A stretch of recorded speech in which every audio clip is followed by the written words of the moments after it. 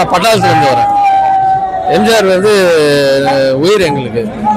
எம்ஜிஆர் தான் எல்லாமே. எங்கள் அப்பா எம்ஜிஆர் ரசிகராக சொல்லி ஒரு படம் பார்க்க சின்ன வயசுலேருந்து எங்கள் எம்ஜிஆர் படம் கூட்டு போய் எங்களுக்கு எம்ஜிஆர் தான் ரொம்ப பிடிக்கும். நான் படித்ததெல்லாம் எம்ஜிஆர் போட்ட சாப்பாடில் படித்தேன். அவர் கொடுத்த யூனிஃபார்மு, அவர் கொடுத்த செருப்பு இதெல்லாம் போட்டுன்னு போய் ஸ்கூலுக்கு போயிட்டு வந்தேன். எம்ஜிஆரால் நாங்கள் நல்லா இருக்கிறோம், அவரை மாதிரியே இருக்கிறோம். படம்னா எங்களுக்கு உயிர். எம்ஜிஆர் படம் தான் உயிர். அது எங்கே போட்டாலும் வந்து பார்த்துருவோம்.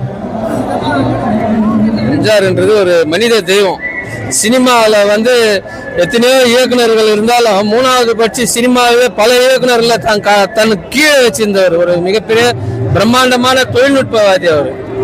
அது ஒரு திரைக்கதை எப்படி இருக்கணும், ஒரு கதாபாத்திரம் எப்படி இருக்கணும், ஒரு சமுதாயத்தில் ஒரு கதாபாத்திரம் ஒருத்தன் எப்படி இருக்கணும்ன்றதை வந்து முழுக்க தான் படத்தில் சொல்லி இளைஞர்கள் அன்னைக்கு வழிநடத்திட்டு வந்தார். அதனால தான் இவ்வளோ பெரிய சகாப்தம் படித்து இன்றைக்கும் அவர் வந்து சரித்திரமாக இருக்கிறார்.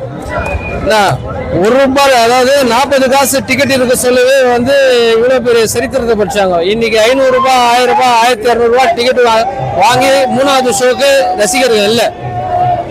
எல்லாம் பாருங்க, 70-80 வயசானா கூட அந்த ஒரு பாட்டு அந்த ஒரு இதுக்கோசமே ஓடியாந்துருவாங்க எங்கே இருந்தாலும்.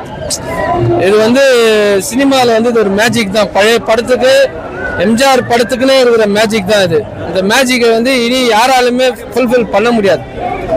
நெக்ஸ்ட் ஜெனரேஷனில் இருக்கிறவங்க கூட வந்து எம்ஜிஆரை பற்றி தெரியும்னா உங்களை மாதிரி இது மாதிரி யூடியூப் சேனல் நடத்துகிறவங்க எல்லாம் பார்த்து தெரிஞ்சுக்கலாம். ஏன்னா சினிமாவில் அவர் ஆரம்ப காலகட்டத்தில் நிறைய கஷ்டப்பட்டார்.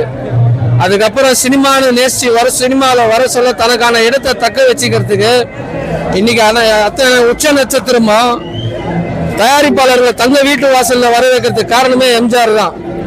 ஏன்னா தயாரிப்பாளர் காலத்தில் இருந்த சினிமாவை ஒரு கதாநாயகன் கைக்குள்ளே எடுத்துன்னு வந்தவர் எம்ஜிஆர் தான். அவர் சொல்றவர் தான் தயாரிப்பாளர், அவர் சொல்றவர் தான் இயக்குனர், அவர் போறது தான் மியூசிக் டைரக்டர். அந்த ட்ரெண்ட் செட்டிங் ஃபார்முலாவை எடுத்துன்னு வந்தது எம்ஜிஆர் தான். இந்தியாவிலே அவரை தவிர வேற எந்த நடிகராலையும் அது மாதிரி பண்ணவே முடியாது. சினிமான்றது ஒரு ஸ்டுடியோக்குள்ளேயே வச்சு மாச சம்பளத்துக்கு வேலை செஞ்ச இந்த நடிகர்கள் எல்லாம் ஒரு படத்துக்கு இவ்வளோன்னு வாங்க வச்சவரே அவர் தான். எம்ஜிஆர் இல்லைன்னா இந்த சினிமா இண்டஸ்ட்ரி இந்த பெரிய அளவு வளர்ந்துருக்காது. கிட்டத்தட்ட வந்து தனக்கு ஈக்குவலாக வந்த எத்தனையோ இளம் நடிகர்களை பீட் பண்ணி ஒரு ட்ரெண்ட்லேயும் ஒரு ட்ரெண்ட் செட்டிங் படம் கொடுத்தவர் அவர். அந்த மாதிரி ஒரு ட்ரெண்ட் செட்டர் இனிமேல் பார்க்கவே முடியாது. மேஜிக். நன்றி.